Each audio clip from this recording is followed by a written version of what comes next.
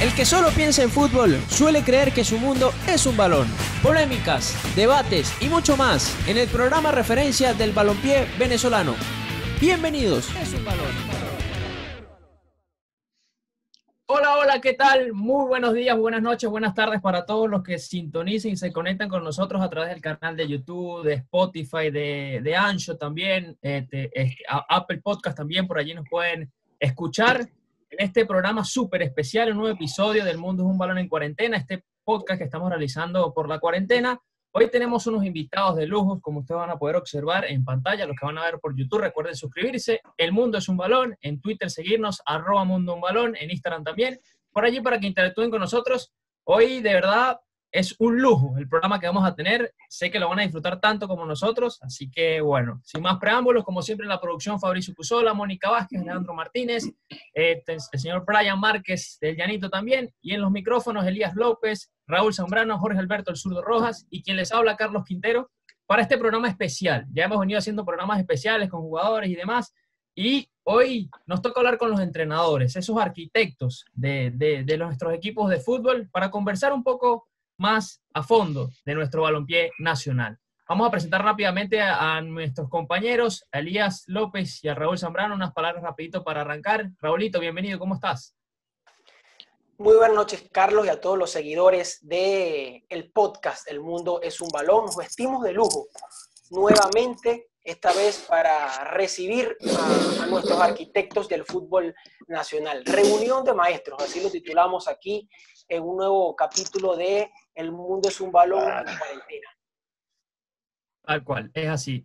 A ver, Elías López también estaba por allí acompañándonos en este programa especial. Ahorita, bueno, seguramente... a ver, Elías, ¿nos escuchas?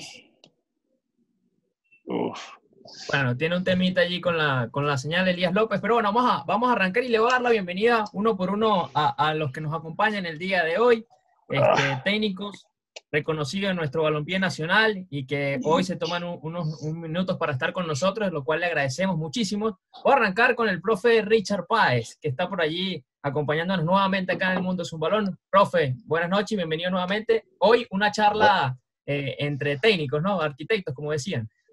Buenas noches para todos, para ustedes que son los promotores de esta idea una locura que da el fútbol. Unirnos a las 10 de la noche, 5 técnicos venezolanos, pues realmente me agrada ese tipo de trabajo y realmente saludo para todos nuestros amigos, entrenadores de este fútbol venezolano. Gracias. Y bueno, para nosotros es un gusto que pueda estar. Otro que también se conectó muy temprano, a esta hora con nosotros, el profe Daniel Farías. Profe Daniel, bienvenido. Bueno, muchísimas gracias por la invitación y realmente para mí es un placer, no solamente por participar en el programa, sino pues por tener la oportunidad de compartir con entrenadores tan importantes de nuestro país. Le damos la bienvenida también, Carlitos, a uno que ganó nuestro fútbol y ahora está representándonos como un Benex más en Colombia. Bienvenido el profesor Francesco Estífano.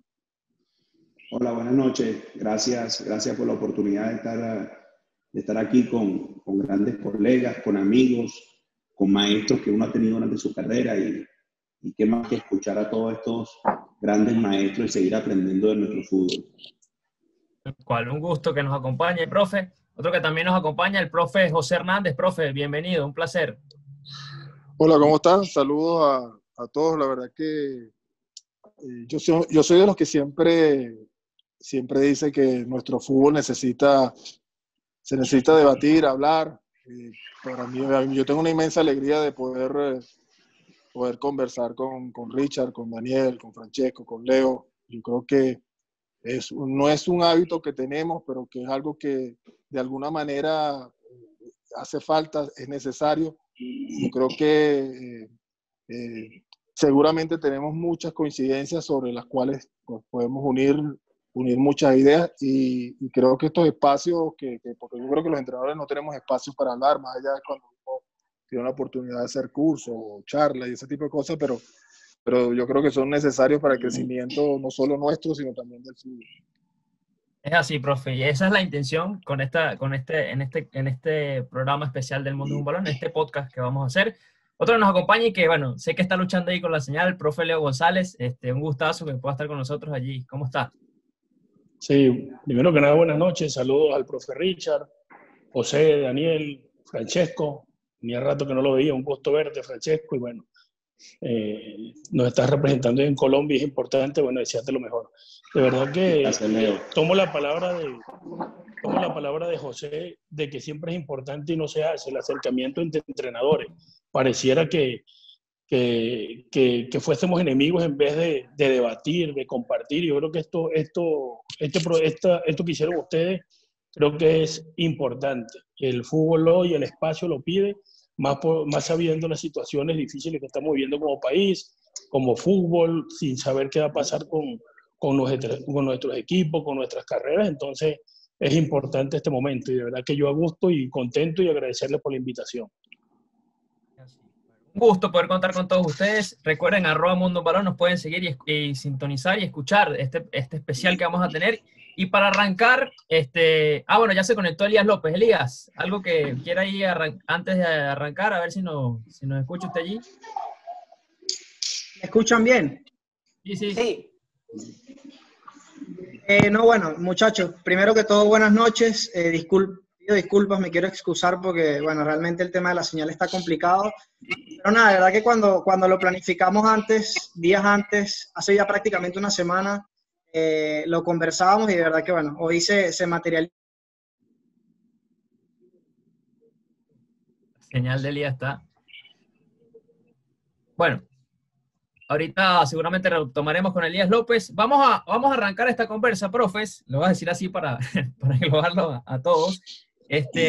Vamos como por un principio, ¿no? Lo que representa el presente del fútbol nacional, el dirigir en el fútbol nacional, esas ventajas, desventajas, oportunidades de mejora que pudieran existir y que de alguna manera ustedes son los principales que lo ven, ¿no? Que lo palpan de una forma más tangente, ¿no? Y que nos pudieran dar un concepto sobre eso.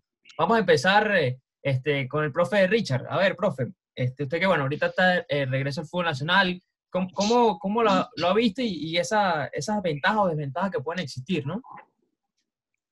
No es por la edad que comienzo, ¿no? No. No, bueno.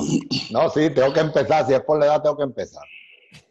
Realmente el fútbol venezolano está en una etapa que indudablemente tenemos que ponerle todos un carácter de mejorar, primero individualmente, cada uno de nosotros tener como reto seguir creciendo, aumentando el nivel de capacitación, de mejoramiento, de actualización, de aplicar la mayor cantidad de instrumentos o herramientas tecnológicas que podamos disponer. Pero hoy esa idea o ese proyecto que uno quisiera ver en el fútbol venezolano choca con la realidad económica, con la realidad país, con la realidad que evidentemente limita cualquier proyecto que aspire a cosas muy importantes. Hoy el fútbol venezolano, sí, tenemos 19 equipos en el fútbol de primera división y ya ahí mostramos la debilidad que se nota, que un equipo no haya podido formar parte de los 20 asignados para participar en la primera división. Exige que el fútbol venezolano tiene que haber más correctivos desde el punto de vista organizativo. Aquí se planteó una liga que evidentemente ha dado muestras de querer cambiar, de querer desarrollar a nuestro fútbol del área de las cabezas visibles, como es la parte organizativa, pero hoy se nota también que las condiciones económicas que están atravesando los clubes vuelven a ser precarias, hay dificultades en el pago de nuestros jugadores y de los cuerpos técnicos, y eso evidentemente coloca en un nivel de desventaja al fútbol venezolano con el resto de Sudamérica. Uno que viene del fútbol ecuatoriano, que pasó por Colombia, que pasó por Perú y pasó por estos equipos importantes, realmente uno encuentra que la gran debilidad que tiene el fútbol venezolano es una debilidad organizativa, de soporte económico de los equipos, que no permite que haya un potencial mejor en cada uno de ellos. Hoy, con la situación que estamos viviendo, mucho más. Este es un año difícil, que comenzamos con mucha ilusión, con muchas ganas. Yo volví al fútbol venezolano después de 6 años de estar fuera del fútbol de mi país, y venía con esas ganas, con ese deseo, y encuentro que todavía las debilidades organizativas y de infraestructura pues nos debilita. Desde el punto de vista profesional, creo que todos los entrenadores estamos con ese espíritu individual y profesional de mejorar, de crecer. Nuestros jugadores, uno los ve que se intentan aplicar a ese proyecto metodológico que estamos desarrollando, de buscar que mejoren en el aspecto de la comprensión, fundamentalmente no de la comprensión, sino de la interpretación adecuada de cada acción o de cada momento de juego. Y eso se tiene que seguir insistiendo, creer más en nuestros jugadores, darle más convicción. Tenemos muchos jugadores jóvenes, que es otra de las características de este fútbol profesional de Venezuela. Nuestros jugadores de valía, de calidad, de categoría se están dando muy temprano, y prácticamente el fútbol venezolano lo estamos haciendo con los que quedan, con lo que hay, y eso evidentemente también es otra de las cosas que tenemos que seguir mejorando todo, y al final tendrá, como todas cosas, tendrá una parte buena y una parte negativa, y tenemos que seguir aumentando el nivel de cosas positivas para seguir creciendo con espíritu colectivo.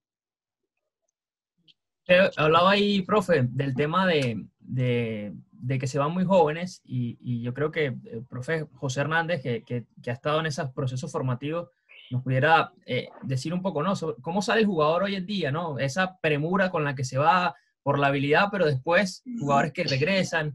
¿Qué le sigue faltando, ¿no?, a nuestro futbolista en ese aspecto, ¿no?, para tener una consolidación más, digamos, regular? Bueno, dejar hablar Richard primero, la verdad que después no nos queda nada que decir. Creo que ha hecho una síntesis bastante completa y muy realista de la situación actual del fútbol venezolano. Quizás con unas realidades de infraestructura, de formación de futbolistas, de sistema de competición y desde el punto de vista organizativo, unas realidades que yo creo que nos invitan a que nosotros reflexionemos y nos demos cuenta, porque lo que sucede luego con el contexto internacional es que encontramos unas distancias que a veces, por muchos esfuerzos que hacemos, tanto jugadores como cuerpo técnico de trabajo, pues nos cuesta acercarnos. Obviamente el tema de la formación del futbolista yo creo que viene siendo la clave de toda la transformación del fútbol, porque cuando nosotros formamos futbolistas o hacemos procesos de formación de futbolistas, lo que estamos haciendo de cara al futuro es incorporar gente al fútbol, porque no todos van a graduarse de futbolistas. Algunos van a ser dirigentes, otros van a ser futuros entrenadores, otros van a ser futuros periodistas, en fin, futura gente del fútbol. En la medida que esa formación tenga el formalismo, pues las exigencias a mediano plazo, cuando le toque ejercer posiciones protagónicas dentro del fútbol, pues van a ser distintas. Nosotros recogemos un poco hoy día en el fútbol lo que en su proceso de formación vivió la gente del fútbol, y eso de alguna manera pues nos afecta. ¿Qué pasa con los jóvenes? Bueno, hoy tenemos quizás la bola nueva de que estamos sacando permanentemente jugadores al exterior, quizás con una formación inconclusa o con una formación con muchas debilidades. Yo creo que lo que más hemos rescatado y mejorado en estas últimas etapas es el saber competir. Yo creo que el futbolista venezolano aprendió a competir mejor, pero luego situaciones como lo que son las tomas de decisiones y las ejecuciones, todavía creo que tenemos algunas deficiencias importantes, y yo creo que hay 3 cosas fundamentales para tú graduarte de futbolista y para ser jugador de alto rendimiento, no solo en tu país, sino también en el exterior. Uno es, obviamente, tener una buena toma de decisiones que parte de la comprensión del juego, de la interpretación del juego, como dice Richard. Luego tener un buen nivel de ejecuciones que tiene que ver con la técnica, el desarrollo de la técnica tanto individual como colectiva. Y por último, el carácter competitivo. Un jugador que reúna de alguna manera esas tres cosas, pues son jugadores que de alguna manera están preparados para competir, para jugar, para estar en el exterior. Y lo que está sucediendo es que vemos con frecuencia que, como que yo digo, nosotros hemos dado un paso importante, que ya estamos sacando jugadores al exterior, cosa que no sucedía antes, por muchas circunstancias. Pero ¿qué pasa? ¿A dónde van esos jugadores? ¿Qué nivel van? Porque si nosotros hemos crecido y nos hemos desarrollado, el problema con respecto a nosotros mismos, claro que sí, y de manera notable, pero el problema es que nosotros tenemos que crecer y desarrollarnos también con respecto a los demás. Y de repente mientras nosotros damos 3 pasos, ellos con que den 1, no siguen marcando diferencia porque hay todo una historia y un antecedente con respecto a todos esos países. Entonces nosotros estamos produciendo jugadores con algunas debilidades en cuanto a lo que te dije, en cuanto a la comprensión del juego, en cuanto a algunas ejecuciones técnicas y generalmente cuando le toca ir al exterior, cuando van a ligas más o menos de nivel, terminan jugando en filiales. Porque, bueno, que entienden que necesitan complementar su formación. Y en otros casos, pues, jugadores que nosotros exportamos a fútbol que no son del primer nivel. ¿Y qué sucede con lo que nosotros, con los jugadores de los países con los que nosotros nos medimos a nivel de Sudamérica? Bueno, están produciendo y producen jugadores para el primer nivel del fútbol. Entonces, eso obviamente después choca y después lo notas mucho cuando tienes que competir a nivel internacional, sobre todo a nivel de categorías mayores. Y cuando yo digo de la formación del futbolista, donde yo creo que hay que atacar, como primera medida, atacar la primera etapa de formación del futbolista, que es donde nosotros realmente creamos hábitos, inducimos al jugador hacia el conocimiento del juego, comenzamos en sus etapas de tecnificación. Pues yo creo que aquí se ha formalizado de alguna manera las categorías menores, pero cuando ya tienen 14, 15, 16 años, ya para eso ya es muy tarde, me parece a mí, sobre todo para algunos aspectos que son básicos en las primeras etapas de formación. Yo siempre digo que lo que tú tienes que adquirir y aprender a los 8 años, tiene que ser a los 8 años, porque si lo haces a los 12 ya arrastras una deficiencia. Y eso tiene que ver con una de las realidades que yo lo digo, yo soy entrenador y me gusta ser crítico de nosotros los entrenadores, pero hay una realidad. Necesitamos que el nivel de los entrenadores en esas que trabajan y que cubren esas etapas, pues tiene que ser muchísimo mayor. Entonces hay un déficit de capacitación de entrenadores. El futbolista, la formación del futbolista está directamente relacionada con la formación del entrenador, ¿sí? Si queremos jugadores con buena comprensión, interpretación del juego, tenemos que tener entrenadores que tengan buen conocimiento e interpretación del juego y de paso que tenga esa comunicación eficaz para que se los traslade a sus jugadores. En fin, yo creo que nosotros necesitamos debatir mucho sobre nuestra realidad del fútbol, ¿verdad? Y yo creo que se hace necesario bajo todo el punto de vista. Primero bajo un punto de vista organizativo, después bajo un punto de vista de infraestructura, porque para tú poder desarrollar muchas cosas necesitas infraestructura, después bajo un punto de vista de formación del futbolista, de capacitación del entrenador y por último, lo que es el verdadero motor de crecimiento y desarrollo del futbolista, que es el sistema de competición. Una competición que realmente busque potenciar el jugador según su etapa y su desarrollo. Correcto. Un profesor que nos acompaña esta noche y que vivió lo que es dirigir a jugadores experimentados y salir campeón, y ahora pues está con un proyecto totalmente diferente, y como es dirigir a jugadores más jóvenes a un proyecto bastante juvenil como lo es el Deportivo La Guaira. Este es uno de las ventajas por allí que pueda dar este fútbol nacional, tener el contraste de tener proyectos tan diferentes, profesor Daniel.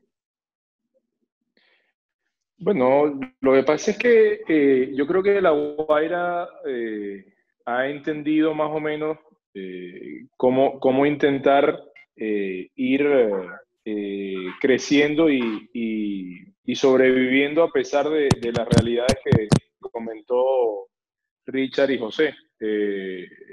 Lo cierto es que nuestro fútbol está muy herido y probablemente aún no hemos llegado a la última etapa, y eso, pues bueno, a los que formamos parte de él nos duele y estoy de acuerdo, somos nosotros los que tenemos que trabajar. El tema es que pareciera que son esfuerzos muy individuales y pues bueno, tú buscas y pareciera que los entrenadores hemos mejorado, nos hemos preparado, hay mayor cantidad de entrenadores, hoy hay muchos más jugadores, se pueden ir al extranjero en base al talento, en base a que hay más lugares donde jugar, ha crecido la cantidad de periodistas, más allá de que hoy hay menos medios, pues bueno, hay una mayor cantidad, inclusive trabajando en el extranjero, pero pareciera que el tema es ese, ¿no? La organización, o sea, como que no hay un punto en el cual podamos más o menos entender cómo podemos llevarlo. Entonces, bueno, La Guaira creo que en ese aspecto, al igual que algunos otros clubes, está invirtiendo en lo que pareciera que puede ser de dónde puede ser funcionalmente importante en lo económico. Entonces, la realidad es que hoy en Venezuela nosotros no tenemos capacidad de producir por taquilla, no tenemos capacidad de producir por venta de sponsor o por la televisión. Entonces, cuando entras en Copa tienes una entrada importante de dinero, pero realmente no te alcanza para sostener un año económicamente. Entonces, el caso nuestro, intentando competir, pues bueno, va mucho de eso. Es cierto que, bueno, que es una buena obra, que hace un esfuerzo importante para el fútbol nacional, pero la realidad al final del camino es que económicamente es de donde puedes intentar que el equipo se sostenga. Nosotros tenemos aún que hacer muchas cosas para poder llegar a un punto en el cual yo te puedo decir que vivimos de lo que producimos, pero pues bueno, se está construyendo unas canchas de entrenamiento, hay una buena casa club, se ha ido mejorando el sistema de entrenamiento de las menores, tienen lugares correctos para poder llevar adelante los entrenamientos, y eso pues se termina traduciendo en que nosotros tenemos una buena cantidad de jugadores en las categorías menores de nuestra selección. Pero, repito, lo que creo más importante de lo que es La Guaira es que realmente está persiguiendo la posibilidad de poder seguir sobreviviendo en un lugar en donde hay un caos tremendo que es el fútbol nacional. Hablando de, el profe dice lo que es sobrevivir el fútbol nacional, por ahí está el profe Leo González también, ahorita se va a conectar con nosotros nuevamente. El profe Francesco Estífano, que ahorita está en Colombia, pero su último equipo fue acá en Venezuela, fue Zulia, y vivió como esa realidad país, el tema luz, por lo afectado que estaba Maracaibo, de parte del técnico, ¿cómo hacer en esa situación en donde, claro, la mayoría de todos los que están acá de alguna manera se han visto en ese aspecto de, por ejemplo, que un jugador no le llegue porque, no sé, porque no tenía luz, porque el transporte, por ese tipo de detalles, ¿no? ¿Cómo manejar eso y que en la cancha se note lo menos posible? Profe. Bueno, mira, yo creo que va un poco con todo lo que han dicho, ¿no? Desde la intervención del profe Richard, desde el tema estructural, lo que dice José, la formación, lo que dice Dani, de la forma de sustentarse.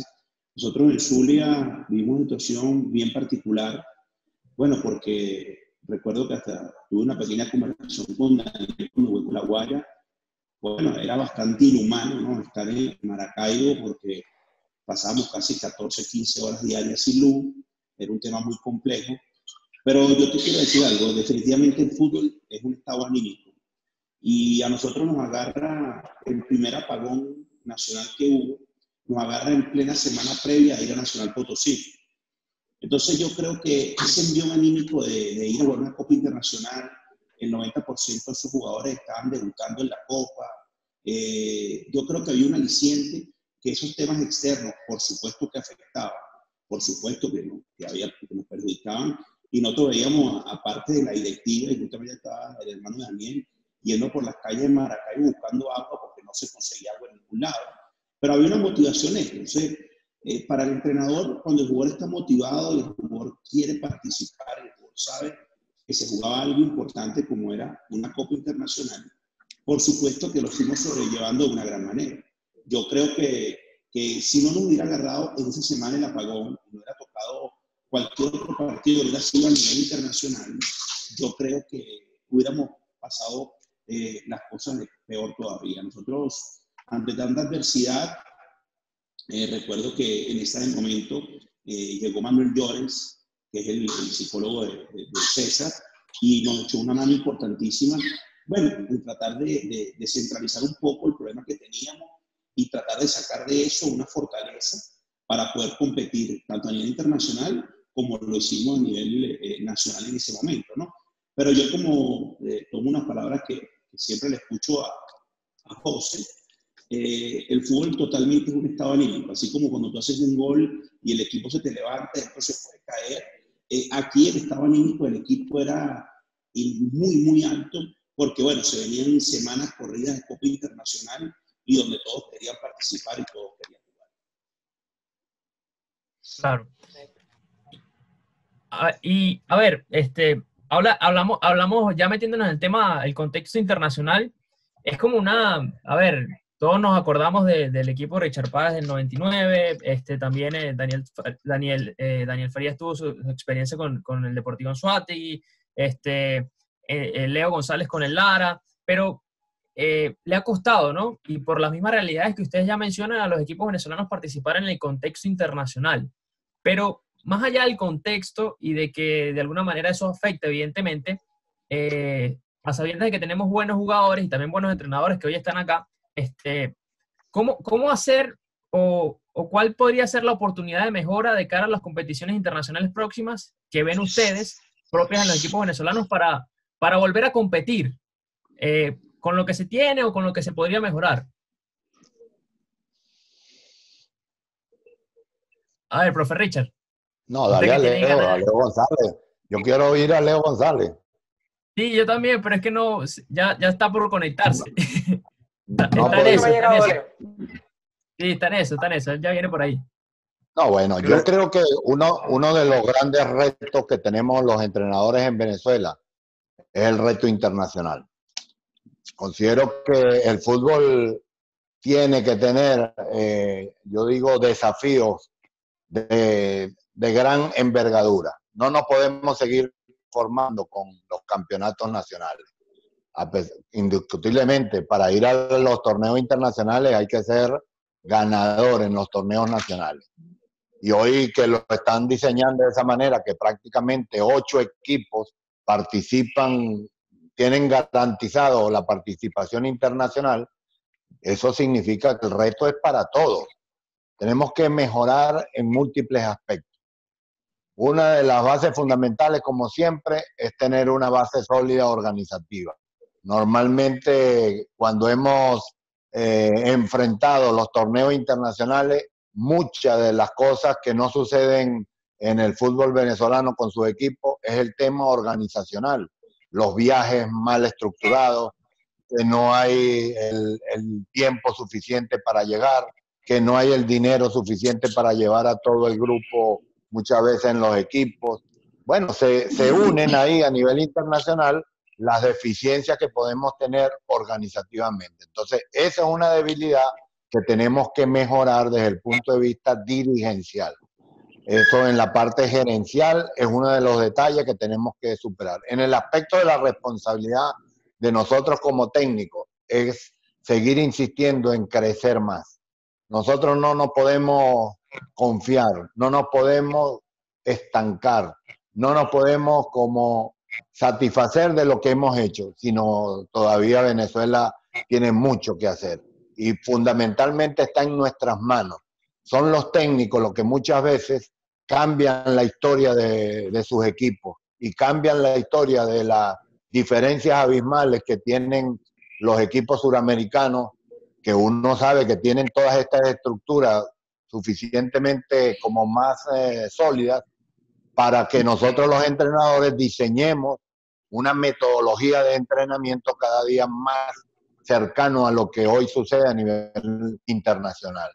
Y nuestros jugadores tienen que tener la capacidad y fundamentalmente la convicción de que con el talento que hay aquí en Venezuela, con la calidad indiscutible que cada día más se está demostrando y descubriendo en todas las categorías, que nuestros jugadores venezolanos tienen el suficiente talento como para enfrentar a cualquier equipo en Sudamérica. Indudablemente la historia, la lógica, la diferencia abismal que existen en estos países que tienen una cultura que nos llevan años luces, indudablemente que tienen todas las ventajas.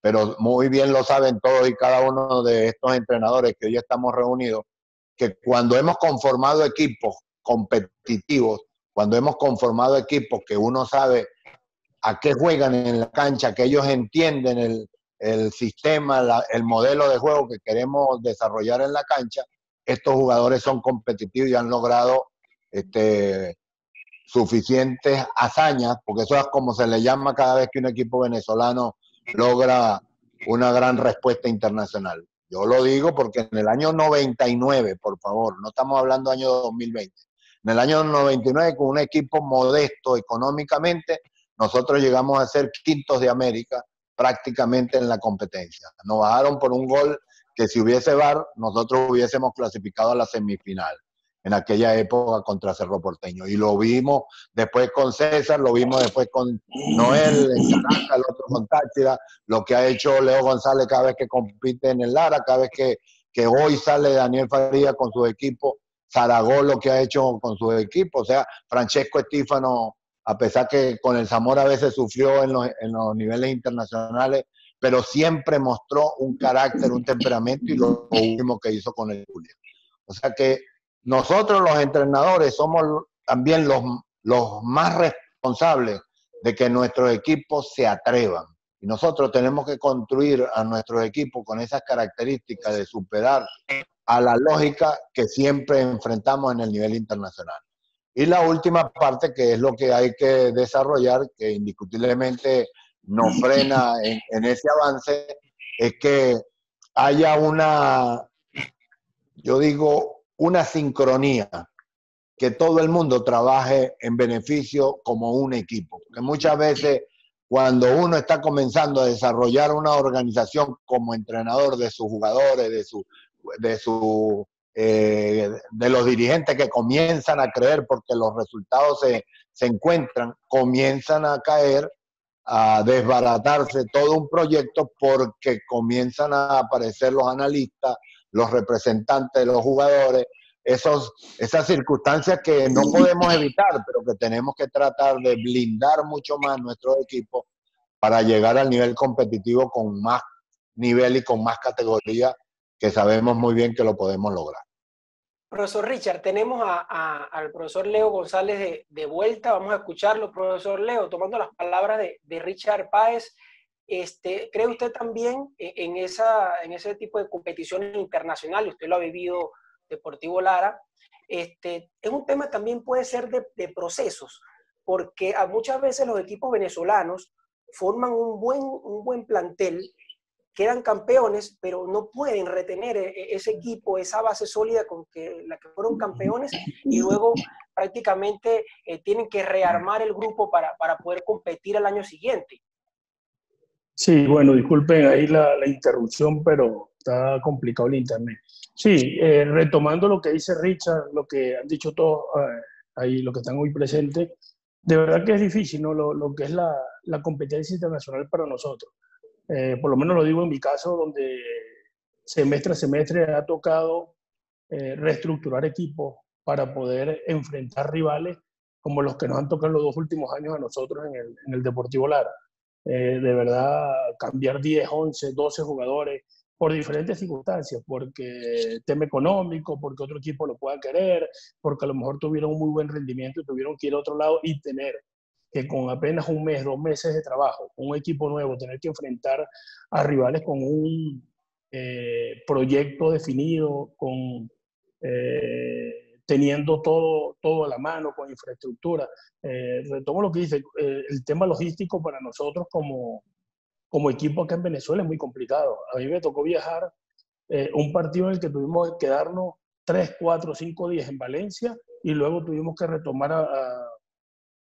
a Barquisimeto porque el vuelo no pudo salir. Entonces es complicado. También, yo digo, hay veces que tampoco te prestan las posibilidades o las condiciones idóneas para enfrentar un campeonato de tanta importancia. Recuerdo yo los partidos que tuvimos que enfrentar. Entonces, si a lo mejor en la competencia no es de alguna manera aliado con los que están en la competencia internacional, también termina siendo complicado.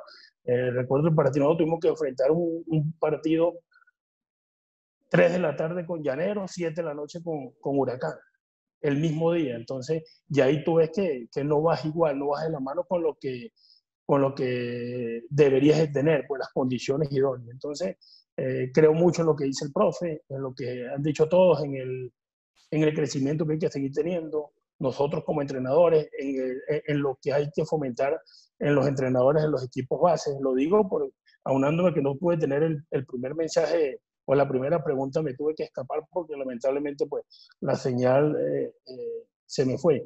Pero es importante que todos los entrenadores, nosotros sigamos capacitándonos, sin lugar a dudas. Yo soy un creyente de que apenas en esto se está comenzando y cada minuto, cada día, en cada segundo vamos a estar aprendiendo, poder capacitar la idea que le podemos llevar al jugador. Es muy importante la convicción, como lo estamos hablando nosotros. El mensaje que se le puede llevar al jugador y hacerlos entender de que de alguna manera se puede competir. Les digo porque para nosotros era muy complicado un rival cuando le toca a Millonarios. Sabemos lo que es Millonarios en cuanto a infraestructura, en cuanto a potencial económico, Corinthians, Cruzeiro, Emelec, Independiente Avellaneda. Enfrentarlos a ellos era muy difícil, pero se les inculcó una idea de que era el momento para crecer, era el momento para hacer historia, era el momento para seguir en ese crecimiento que Venezuela había estado teniendo. Lamentablemente, pues, por temas ahora económicos, creo que estamos retrocediendo. Vuelven a haber impagos en los equipos, vuelven a haber impuntualidades.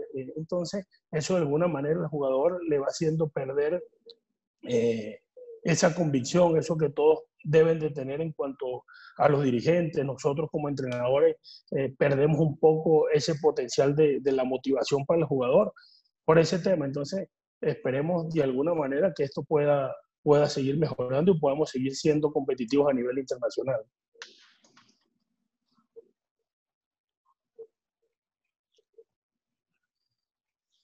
No te escuchas. A ver. Elías, no te escuchas.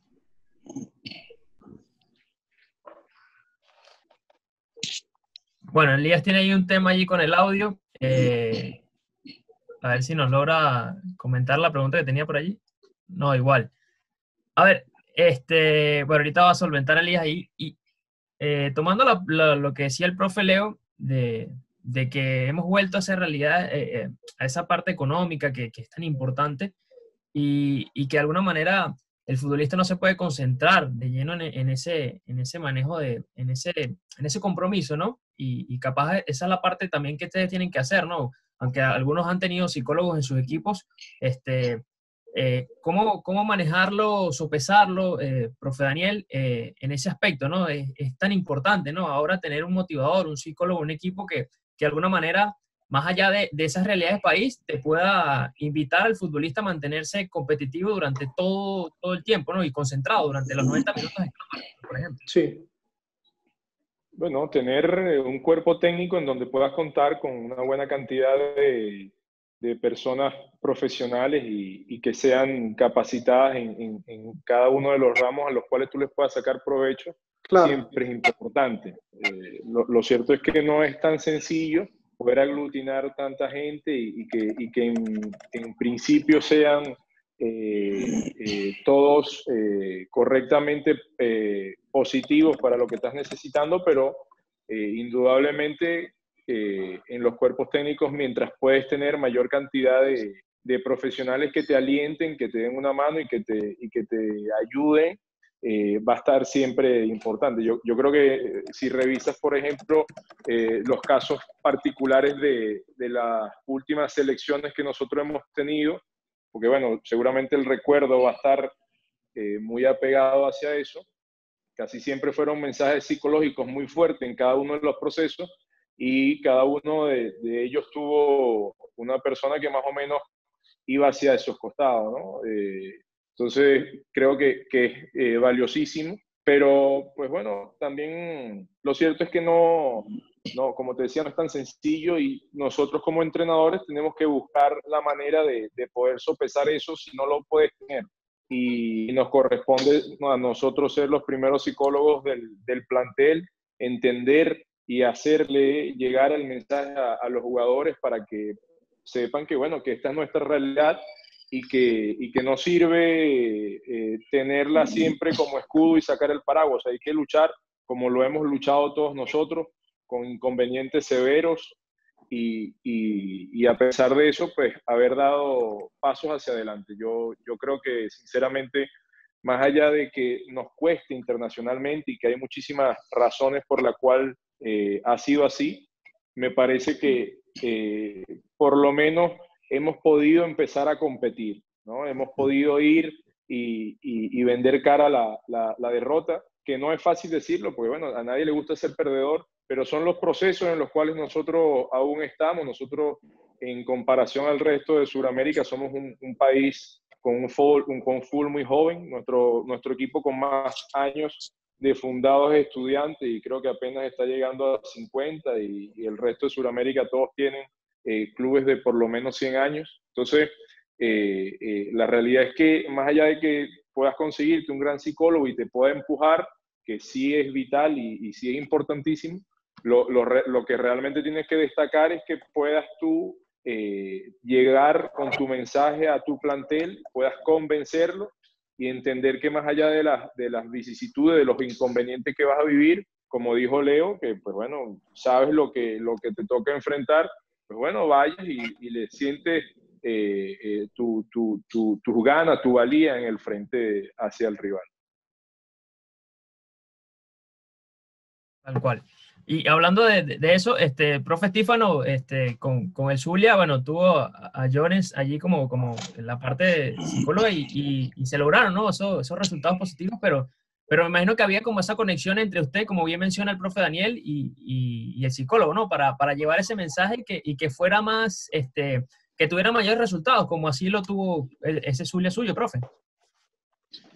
Mira, yo, como te dije en la intervención anterior, yo creo que la aparición de Lloren fue muy importante, pero bueno, tampoco, yo creo que el trabajo de los entrenadores va mucho más allá, ¿no? Porque no vamos a creer que el psicólogo en 15 días va a cambiar todo. Yo creo que fue una gran ayuda, pero el trabajo del técnico, como bien lo dijo Daniel, que tenemos que hacer de todo, ya era ir metiendo ese chip de poder hacer algo importante, de poder trascender, de apostar a hacer cosas diferentes. Yo creo que todos aportan, pero la palabra del técnico, la voz del técnico, termina siendo una voz que siempre es más escuchada, ¿no? Nosotros hicimos un trabajo muy importante porque, bueno, había una convicción y había una ilusión de un grupo de jugadores que no habían participado a nivel internacional, y con la ayuda de Lloren cuando llegó, fue crear una frase. Tuvimos en cada uno de los partidos como el foco de luz entre tanta oscuridad. Yo creo que por ahí el grupo se agarró. También hay que decir algo, yo creo que nosotros los entrenadores nos debemos plenamente a los jugadores. Si no hay jugadores con el nivel para poder competir y nosotros trabajamos de la mejor manera, yo creo que nosotros no tenemos ningún chance. Creo que los jugadores, no existe técnico sin jugadores. Creo que la calidad de los jugadores es fundamental para poder hacer cosas importantes a nivel internacional.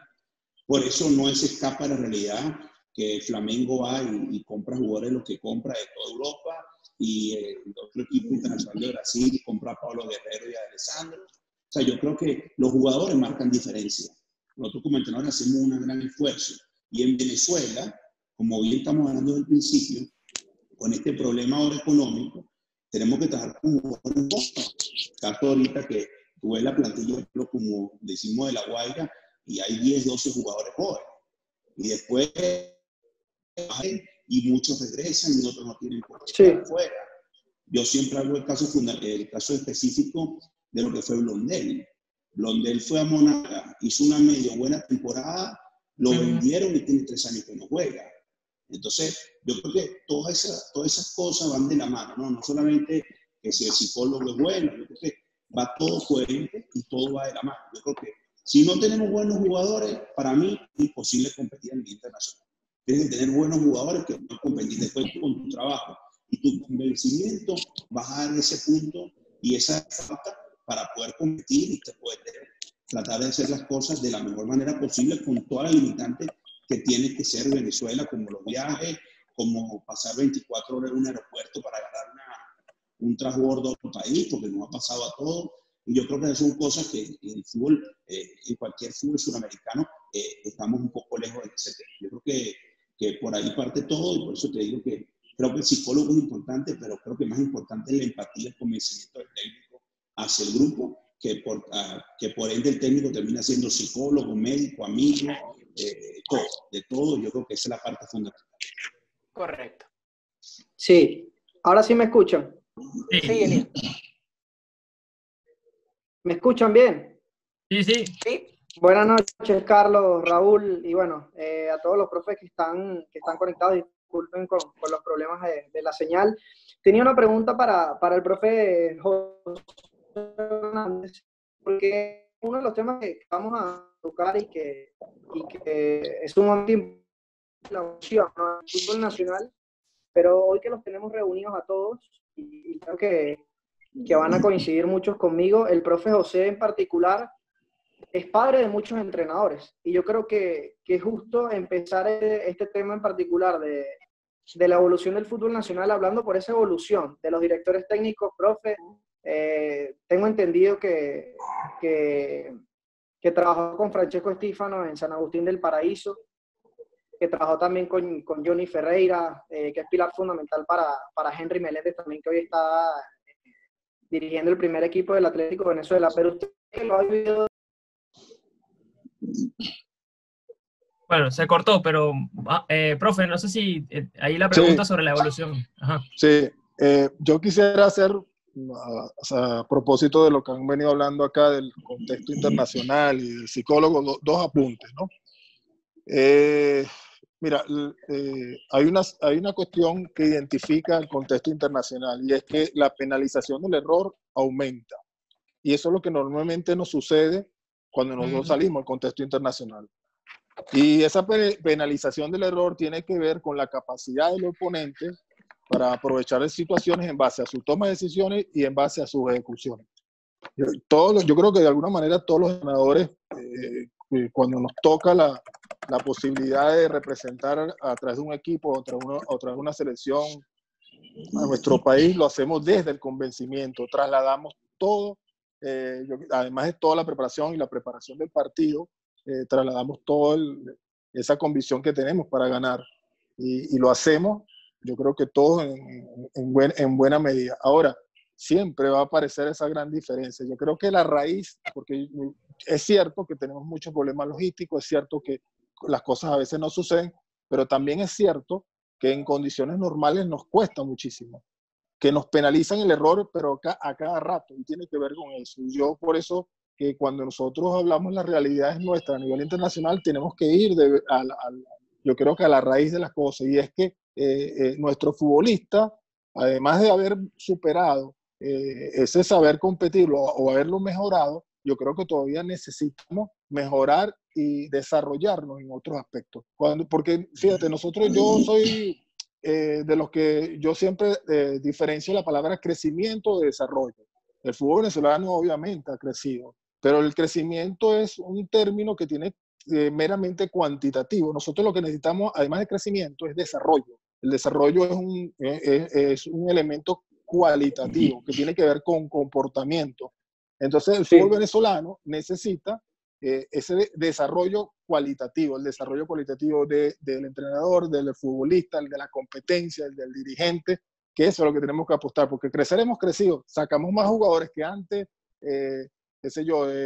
tenemos más equipos jugando internacionalmente, todo ese tipo de cosas, pero esos son valores numéricos. Entonces, yo creo que haciendo una síntesis de la realidad al contexto internacional, es que debemos seguir mejorando. Nos cuesta muchísimo. Y todo parte por lo que dije al principio. Te penalizan el error, haces partidos correctos y en 2 o 3 situaciones te cambian toda la historia. Y tienen que ver con ese tipo de cosas. Lo segundo del psicólogo, el psicólogo es una herramienta importantísima dentro de un club. El rendimiento tiene que ver por la competencia, que genera ansiedad, genera un aspecto emocional importante, obviamente influye en el rendimiento. El psicólogo, de alguna manera, y a mí me gustan los psicólogos desde el punto de vista de observadores, el psicólogo, además de detectar, no solo a nivel de jugadores, a nivel de entrenadores y a nivel del equipo, detectar todo este tipo de situaciones, yo creo que te puede dar herramientas a ti y al jugador para poder ayudarte a hacer mejor competir. Hay una parte emocional que influye en el rendimiento y que obviamente nosotros, a veces los entrenadores, en base a experiencia, en base a conocimiento, hacemos control y manejo, pero muchas otras veces necesitamos esa herramienta que con claridad, desde un punto de vista de observación, te nutre el psicólogo. Y por último, esto del tema de los entrenadores, bueno, nosotros hemos vivido una experiencia, de hace muchos años, en el Colegio San Agustín, donde se generó una serie de entrenadores, como Francesco, Johnny, bueno, qué sé yo, hay tantos que Quique, Jonathan Rosa, en fin. Quique también. Sí, bueno, Quique, sí, hubo una buena generación de jóvenes entrenadores que comenzaron, eran 20, 21 años, y bueno, eso tiene que ver un poco yo creo que con un trabajo muy puntual, en un momento muy puntual y en un tiempo muy puntual que hicimos hace muchos años, pero lo importante es que yo siendo mayor y quien prácticamente dirigió ese trabajo, era trasladarle un poco el rol del entrenador y sobre todo entender que el trabajo de entrenador, que es un trabajo tan digno como cualquier otro, parte de la preparación, de la capacitación, de la humanización de lo que ellos van a estar. Y bueno, y hoy estamos recogiendo frutos con estos jóvenes entrenadores que no solo han logrado cosas importantes, sino que están dando aportes significativos a nuestro fútbol. ¿Y se imaginó, profe, usted en algún momento que sus pupilos, por llamarlo de alguna forma, triunfarían tan pronto en el fútbol nacional? Por supuesto, porque los conozco bien, los conozco desde sus inicios, han tenido unas evoluciones importantes. Yo creo que de alguna manera uno puede haber dado un aporte, pero creo que el mayor aporte dentro de su carrera lo han conseguido ellos mismos con su capacidad, con su capacidad de trabajo, su conocimiento y por lo que han acumulado en este poco tiempo. Lo importante es que, a ver, son entrenadores que son buenos profesionales, son buenas personas, han tenido éxito y todavía son muy jóvenes. Pero aparte de eso, yo creo que reducirnos al San Agustín es un poco como egoísta. Yo creo que el fútbol venezolano ha estado exportando, ha estado naciendo con entrenadores jóvenes.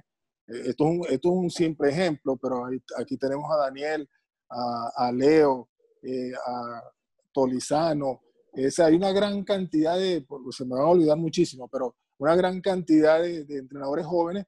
Bueno, y eso es producto de que ha habido, por cierto, la mayoría de los que estoy nombrando, yo he sido profesor de ellos en los cursos, he sido instructor de ellos, y los conozco a toda esa generación. A Richard no, porque Richard me lleva a mí como... ¿Fuiste profesor mío? No, usted es el maestro, no diga eso. Sí, fuiste profesor mío. Pero sí me ha tocado vivir en los últimos 20 años que he sido instructor. Bueno, a mí me gusta mucho esa parte de tener la posibilidad de participar con ellos en su formación.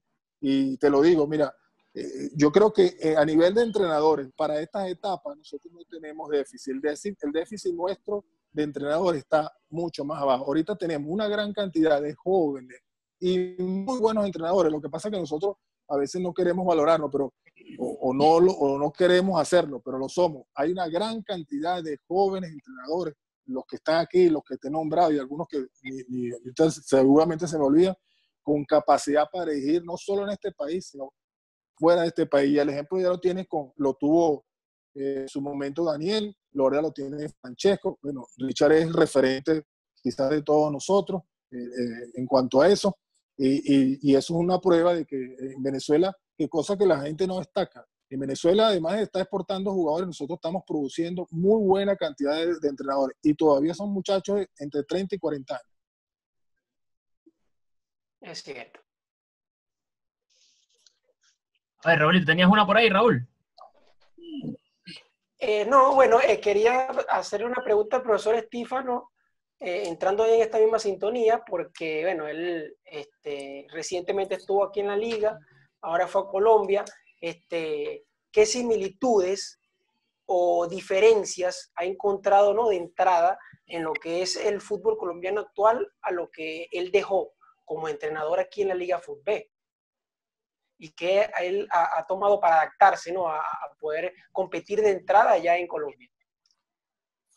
Bueno, mi humilde opinión, yo creo que cualquier cosa me puede comentar el profe Richard, que tuvo ya la experiencia aquí y trabajó un equipo grande como Millonarios.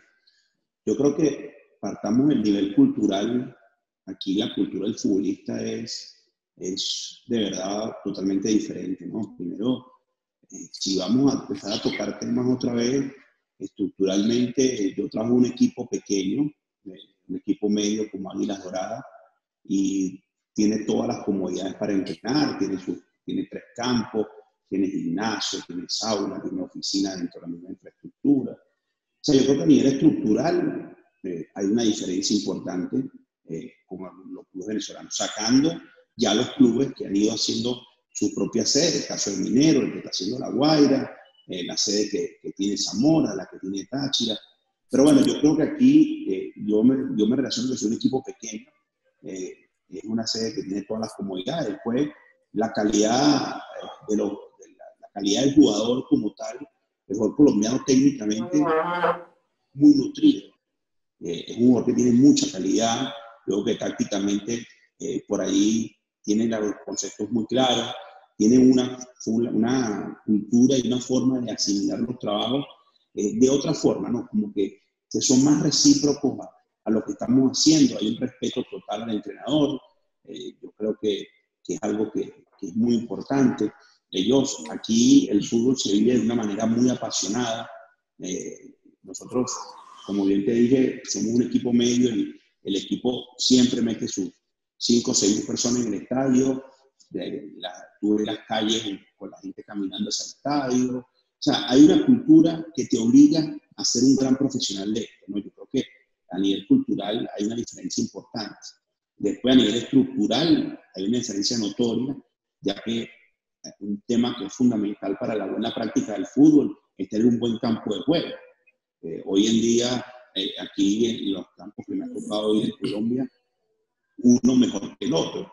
Hay cosas que en Venezuela no hay campos todos de primer nivel. A lo mejor le tocaba ir a jugar a Valera, o le tocaba ir a jugar en Momento al Brillo, y no podía jugar a lo que todo lo realmente entrena.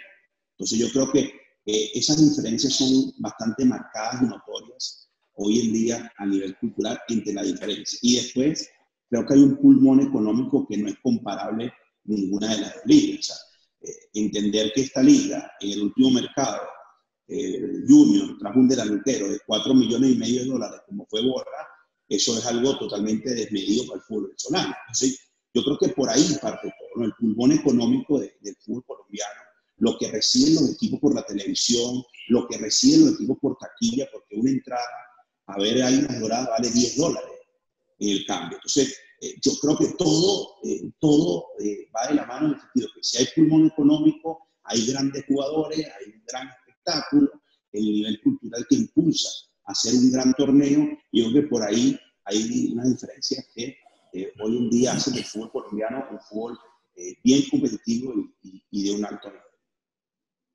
A ver, yo les tengo una pregunta. Ahí vemos quién la puede ir respondiendo. Creo que todos van a querer responder esta pregunta. hablando de lo meramente táctico, ¿no? Lo que es el fútbol venezolano, cómo se manejan los técnicos en la parte táctica, tácticamente hablando, porque a veces en el exterior se habla mucho de que se quiere acabar con el 10, de las formaciones, del 4-2-3-1, del 4-4-2. Si tuvieran ustedes que definir lo que sería ese método del entrenador, al que seguía el entrenador venezolano, ¿cuál sería? ¿O con cuál definirían al técnico venezolano? Sería bueno empezar con usted, profesor Leo. Claro, bueno, de verdad es difícil, ¿no? Manejar un sistema, por lo menos en mi caso. Yo, en las copas internacionales que he dirigido, por saber las condiciones de mi equipo, siempre he jugado 4-3-3 y es un sistema de los que a mí en lo personal no me gusta o no es de lo que más me agrada. Y me adapto mucho, de verdad, a los jugadores que yo tengo. El año pasado pude jugar 4-3 en Copa Libertadores, en Copa Sudamericana cuando estuve en La Guaira o en Trujillano. Este año estaba jugando 4-4-2. Depende de los jugadores, por eso te digo, a veces uno, por la condición de nuestro equipo o de los equipos venezolanos, que no podemos de alguna manera traer un 10 que uno le pueda agradar o traer dos delanteros, entonces termina trayendo una cantidad de gente para después de alguna manera escoger. Entonces, a mí en lo personal, si me gustase un sistema para jugar, para enfrentar un campeonato, siempre me ha agradado el 4-2-3-1. Es el que más me agrada, pero hoy estoy jugando 4-4-2. En cuestiones pasadas jugué 4-3-3. He podido terminar con una línea de 5, depende de la situación de los partidos. Yo creo que ahí es donde el jugador depende de los jugadores que tengas, tienes que reinventarte y tienes que adecuarte a ellos. Yo no creo en la posibilidad de que uno tiene que adaptarse, de que los jugadores tienen que adaptarse a lo que el técnico quiera. Yo creo que por ahí pasa en saber, en conocer el jugador que tú tienes, la calidad que puedes tener, el rival al que vas a enfrentar y de ahí de alguna manera sacar conclusiones y poder asumir un sistema táctico dependiendo del rival y dependiendo de lo que tú tienes. Entonces, me preguntan, a mí en lo personal, 4-2-3-1 es uno de los sistemas que más me gustan, pero me adecuo a los jugadores que pueda tener. Profesor Daniel. Yo estoy de acuerdo con Leo. Yo creo que nosotros somos intérpretes de lo que te brinda el equipo y que a partir de ahí, pues bueno, tú tendrás la capacidad de poder sacarle provecho a tu equipo. Lo que sí es cierto es que la Liga Venezolana, por el tema del juvenil, ha producido muchos jugadores de banda. Nosotros tenemos, a lo largo de la historia de esta normativa, pues creo que el porcentaje mayor sería jugadores de banda. Entonces, probablemente hoy la mayoría de nuestros equipos tienen muchos extremos, ¿no? Muchos tipos de velocidad y de desborde. Y probablemente, pues bueno, cuando revisas la liga, ya no tenemos tanto, no sé, Gaby Urdaneta o Ricardo o Lobito o Seijas, esos tipos que a lo mejor tienen una interpretación del juego diferente, porque, pues bueno, hoy va más asumido a otra cosa. Entonces, también debes adaptarte a eso. Nosotros, por ejemplo, en La Guaira, hemos tenido que ir variando a lo largo de lo que yo estaba acá. Cuando yo llegué, habían 6 centrales y no había laterales. Entonces, bueno, tuvimos que jugar con 3 en el fondo y tuvimos que inventar unos carrileros. Después, el año siguiente, nuestra idea de juego iba diferente, iba más o menos pues porque teníamos una posibilidad de jugar con mucha gente por dentro. Teníamos al Maestrico, a Ever García, a Darwin González. Entonces, pues bueno, el equipo podía tener una capacidad de juego interno y se nos fueron todos. Entonces hoy lo que quedan son muchachos que han venido en las categorías menores siendo formados en posibilidades de juego en la banda y si yo quisiera readaptarlos a jugar por dentro, pues bueno, no tienen la misma capacidad inmediata para competir en el fútbol profesional. A lo mejor tienen la calidad y en el tiempo lo lograrían, pero pues bueno, te repito, es un tema de adaptarse y de entender que hoy nuestro país ha ido cambiando en cuanto al aspecto de los muchachos jóvenes que han salido, que pues bueno, la mayoría van hacia los costados, ¿no? Profesor Francesco, ¿tú también?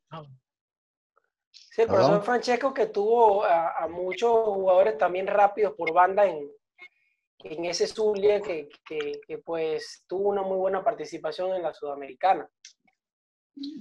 Yo voy a compartir la idea de Dani y de Leo. Yo creo que uno tiene que adaptarse totalmente a los jugadores que uno tenga. Uno no puede ni encajonarse ni enamorarse de un sistema porque el fútbol no te da la capacidad siempre de poder armar un equipo. Por lo menos yo cuando jugué con Zamora, yo tenía un 4-2-3-1 porque tenía un enganche como Pedro Ramírez y dos volantes por fuera como Jefferson y como Clark.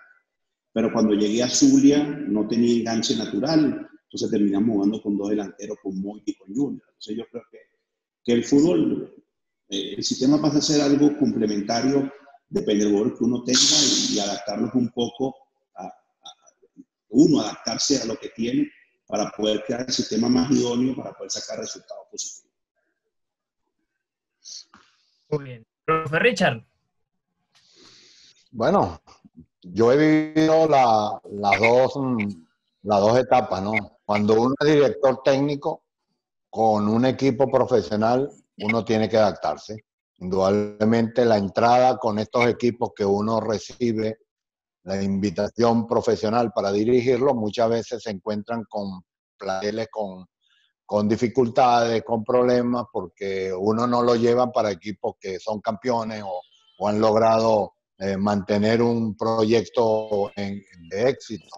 Siempre uno llega en los equipos a un equipo que se encuentra con dificultades y uno tiene que llegar a armar los equipos de acuerdo a conceptos, porque uno siempre ha entendido que el fútbol es un juego, sí, pero uno lo que lleva al juego son los conceptos de juego que uno tiene como entrenador y desarrolla una metodología teniendo esos conceptos, llevando a buscar lo que uno llama un modelo de juego. Y al tener un modelo de juego, al final termina siendo una identidad. Entonces, para construir esa identidad, tiene que tener características los jugadores, si no siempre vas a estar dependiendo de jugar de acuerdo al rival que vas a enfrentar, de acuerdo a las circunstancias que va. Y eso es lo que uno trata de evitar. Uno comienza así, cuando uno trabaja en un equipo profesional, adaptándose a los jugadores que recibe y a medida que uno va avanzando en ese equipo, logra culminar con un equipo formado con características y perfiles adecuados de sus jugadores y terminan jugando a ese modelo, a esa identidad de juego que uno tiene en la cabeza, que yo creo que aquí en Venezuela el modelo más sólido, más contundente y que deja mucho equilibrio para atacar o para defender el 4-2-3-1 y que indudablemente el 4-1-4-1 es lo que más se acerca a esa disposición y que son dos modelos de trabajar en el fútbol venezolano como para competir a nivel internacional.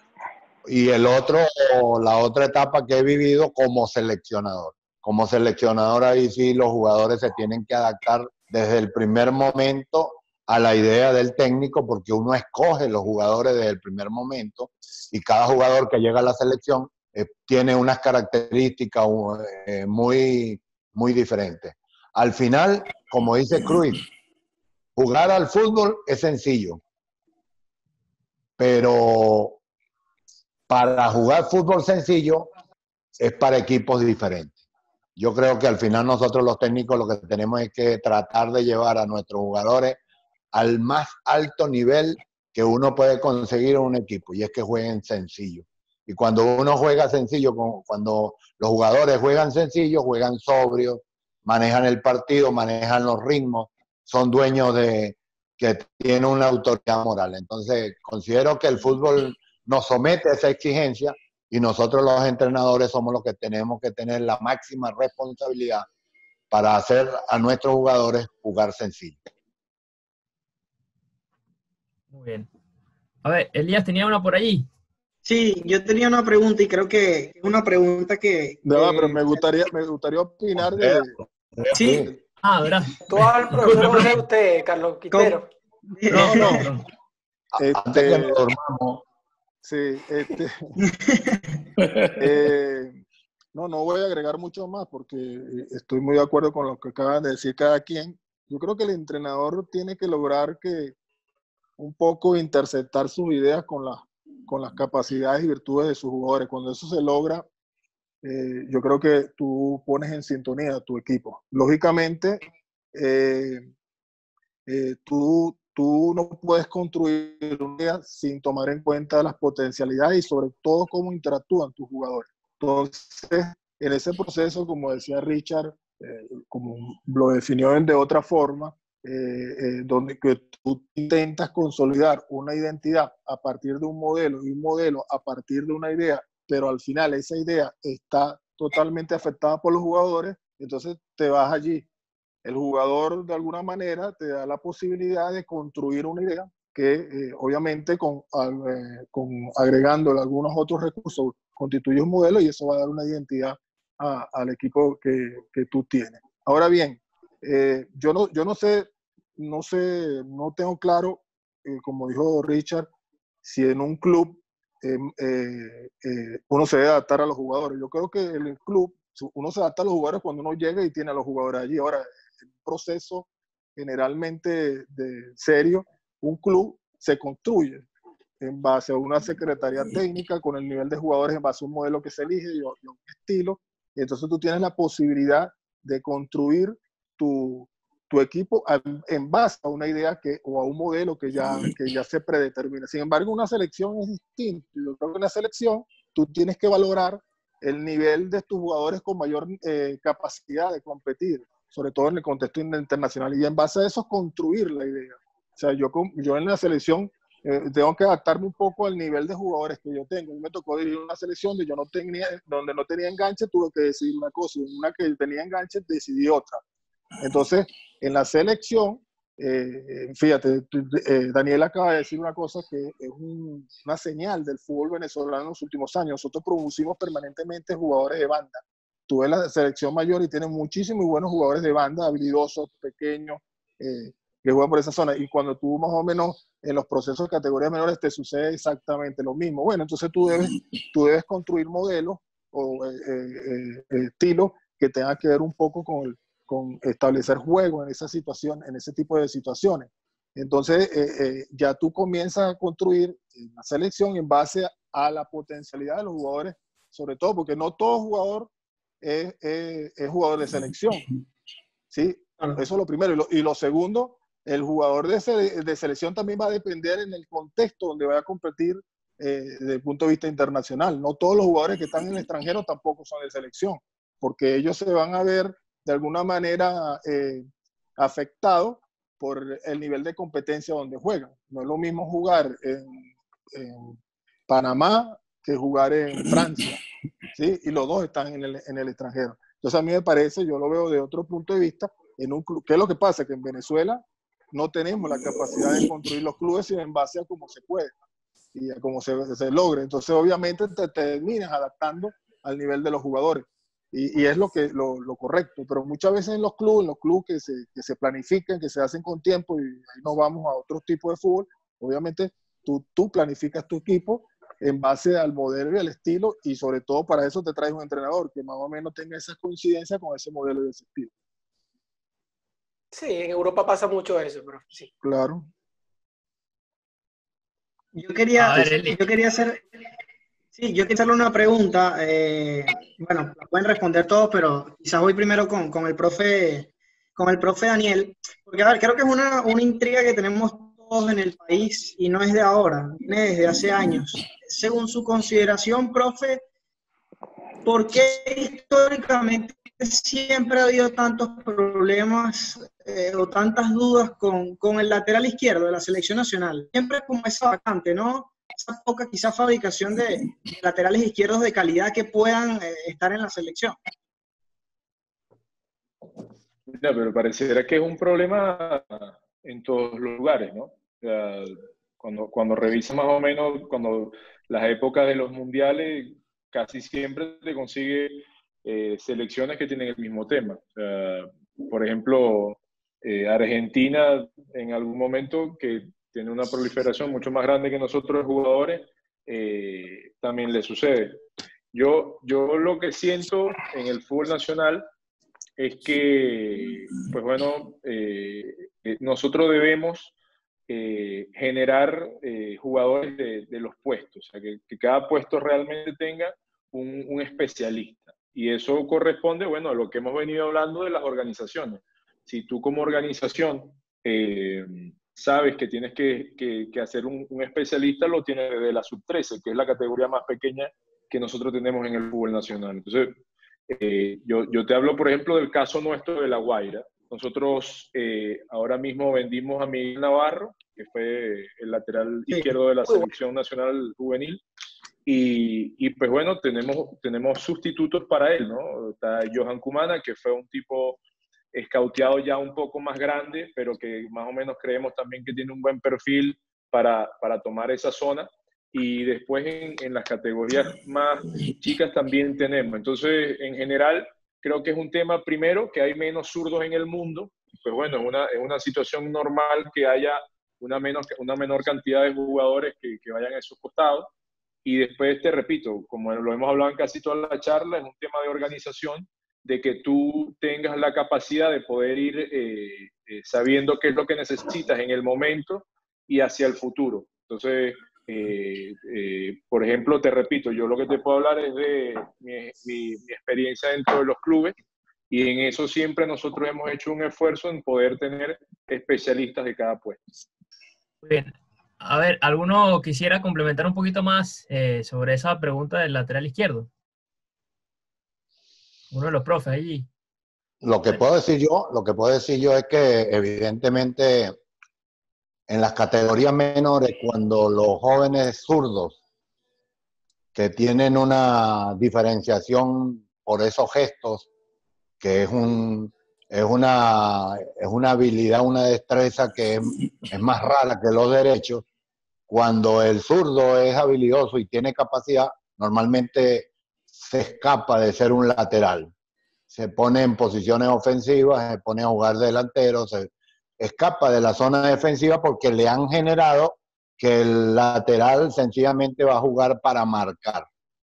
Hoy el fútbol que nos somete a la exigencia internacional de élite es que los laterales son armas letales para atacar de sorpresa y para defender adecuadamente. Yo lo digo con la autoridad de que en nuestros momentos que tuvimos la selección nacional y tuvimos nombres como Jonay Hernández, Jorge Rojas, Eder Pérez, Giovanni Rivero. 4 zurdos que pudieron jugar siempre, en cualquier momento, porque tenían las condiciones. Y como dice muy bien Daniel, lo que hay que tener es un perfil funcional, característico en cada posición, y empezar a hacer una refundación en la búsqueda de las posiciones allá abajo en las categorías menores, empezar a desarrollar a estos jugadores, buscarlos y construirlos, que cuando lleguen a las categorías ya competitivas a partir de los 15 años, ya esos jugadores tienen un desarrollo formativo ideal para que no tengamos el problema que tenemos hoy, que la selección de mayores tenemos que cambiar al mejor lateral derecho a jugar por el lado izquierdo. Entonces complicamos las cosas cuando cambiamos la posición de Roberto Rosales y comenzamos a construir laterales derechos con laterales izquierdos. Como lateral izquierdo. Richard, una cosa que por la cual eso que acaba de decir es muy, muy cierto, y lo que dice Daniel.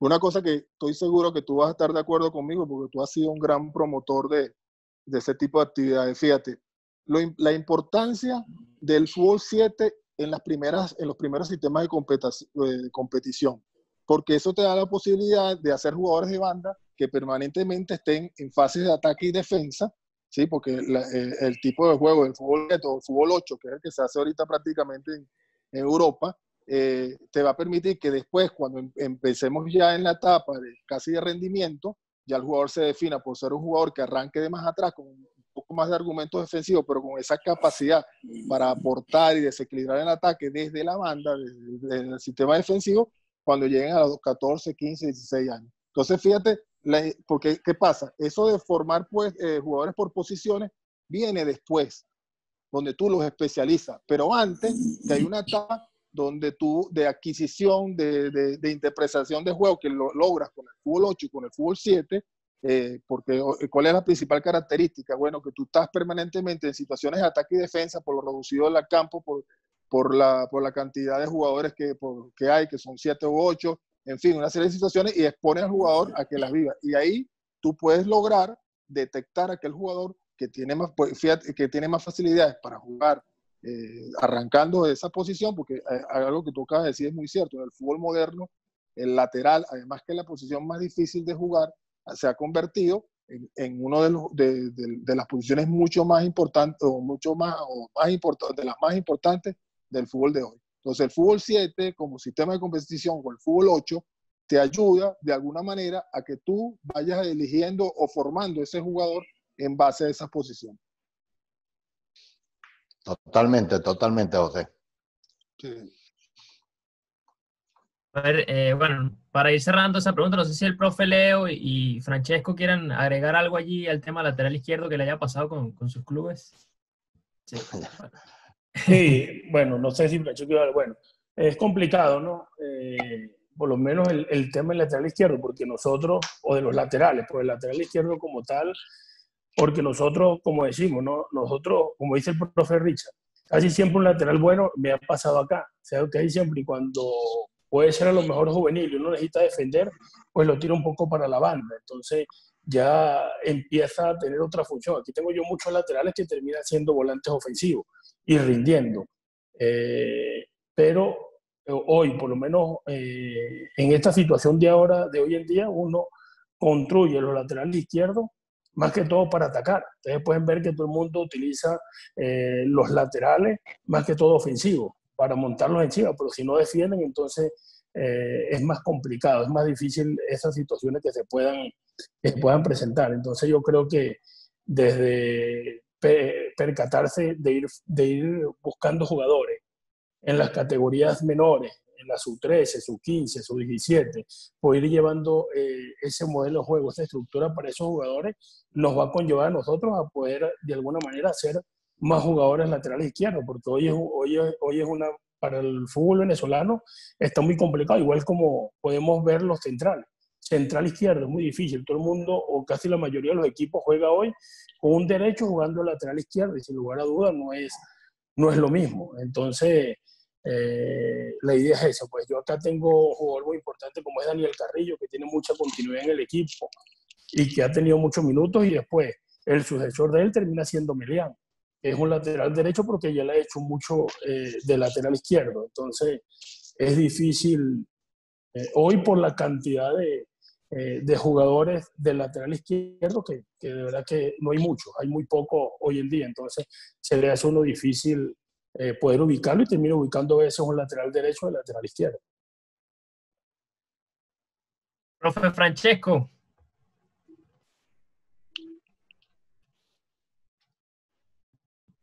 No, yo creo que ya, dígame. No, yo creo que el tema del lateral izquierdo ya cada quien en sus diferentes ópticas dijo el punto exacto. Yo creo que parte bien desde el punto que dijo Daniel, desde las categorías inferiores, empezar a formar, ¿no? Ese lateral izquierdo, porque, bueno, uno siempre a veces se va acomodando dependiendo de lo que necesita. Entonces, si bien dijeron, el lateral es bueno, lo tiras más arriba, si no lo dejas atrás. Pero bueno, yo creo que el lateral izquierdo es un tema a nivel mundial que, bueno, que siempre es más difícil. Pero bien, como también lo dijo en un momento, en este momento José, a veces uno desde muy pequeño uno tiene que ir formando esas cosas.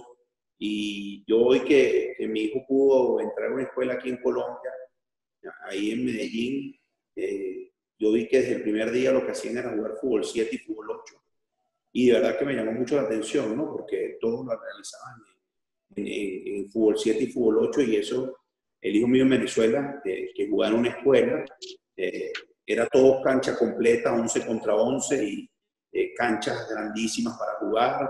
Y hoy viene aquí y él me dice, qué fastidio jugar así. Le digo, no, o sea, ahí tocas más veces la pelota, tienes que hacer más defensa, ataque, defensa, todo tipo de transiciones. Uno le va explicando a esas cosas que dijo José, que yo creo que son fundamentales para nuestro crecimiento desde las categorías base, para que no volvamos a pasar lo que estamos pasando hoy, como el tema del lateral izquierdo, como bien dijo Richard, el profe, que poner a Rosales de lateral izquierdo, y ya por ahí estamos transversando todas las cosas. Sí, y creo, y bueno, me corregirán si no es así, creo que la única liga de fútbol menor en Venezuela que juega las primeras categorías de fútbol 7, creo que es la Liga Pipo Rossi. Creo que es la única que hay en Venezuela.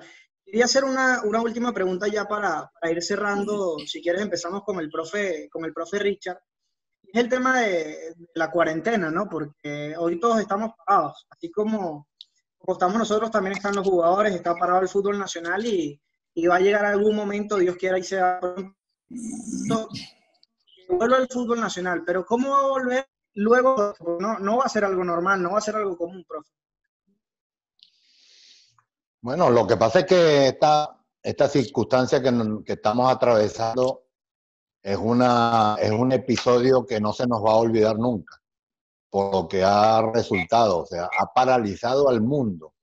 Y dentro de la parálisis del mundo ha paralizado el fútbol. Y eso parecía increíble, que algo pudiera paralizar al deporte más universal. Y lo ha hecho de una manera categórica, o sea, aquí todo el mundo obligatoriamente tuvo que hacerlo. Y lo que está pasando en cada país es muy diferente, porque comenzó por China, pasó saltando la periferia de los países que los rodeaban, prácticamente hicieron una cuarentena justa en el momento, los países que rodean China, y atrapó a Europa y a Estados Unidos de una manera que está sorprendido el mundo. Y también América, ahora comenzó por Brasil, lo que está sucediendo en Ecuador es algo realmente que uno queda asombrado. Entonces, yo creo que aquí en Venezuela, a pesar de que gracias a Dios no hemos tenido una alta incidencia de afectados según los datos que nos muestran, pero pareciera que sí, porque yo que conozco el medio de los médicos y me he informado a través de amigos médicos en Caracas, en Mérida y aquí en Puerto Ordaz, y evidentemente está sucediendo lo que dicen en números. Y Venezuela estaría tentado en hacer una reactivación del campeonato, posiblemente mucho más temprano que otros países. Pero aquí estamos atravesando, además de la pandemia que estamos sufriendo, la pandemia que tenemos de la crisis interna. No hay gasolina, hay una crisis para transportarse, de logística, de todo, y eso va a crear una circunstancia muy sui generis para Venezuela para comenzar. Hoy, ¿qué están haciendo todos los jugadores? Están tratando, como nosotros los técnicos, tratando de que se desentrenen con orientación, porque ya tienen 47 días parados, 47 días que no entrenan fútbol. Pueden estar entrenando solitario, pero no están entrenando fútbol. Y eso indudablemente ha desentrenado a todos nuestros jugadores al nivel competitivo que exige hoy el fútbol. Yo realmente creo que hay que tener paciencia todavía. Me parece decir que va a comenzar tal fecha, me parece muy apresurado. Me pareció ya apresurado que Conmebol dijera que iba a comenzar las eliminatorias en septiembre, y eso definitivamente me parece una declaración, como lo dije, en offside, o sea, totalmente adelantado, porque los equipos suramericanos están compuestos por jugadores que están en Europa, están regados por toda América, están regados en México, están regados en todo el universo, y es muy diferente cómo va a comenzar en Europa los campeonatos, los entrenamientos inclusive, y cómo van a comenzar los campeonatos acá en América. Yo creo que a la Conmebol o a la FIFA, a la cual estoy totalmente de acuerdo con lo que dijo Infantino en su momento, cuando dijo que hoy lo prioritario es la salud.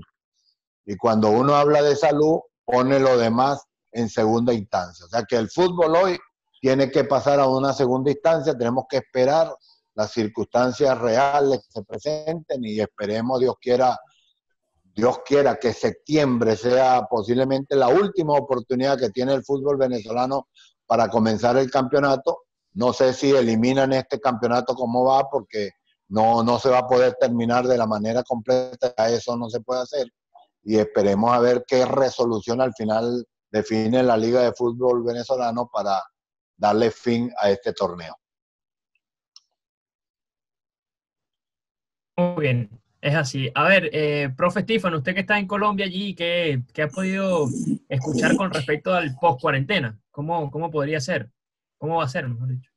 Bueno, justamente antes de empezar la charla, le comentaba al profe Richard y a Daniel que justamente ayer el Ministerio de Salud, junto al presidente de la República y el presidente de la Liga, tuvieron una reunión y a partir del 11 de mayo ellos van a empezar un tipo de protocolo para ver qué día le van a dar inicio a los entrenamientos.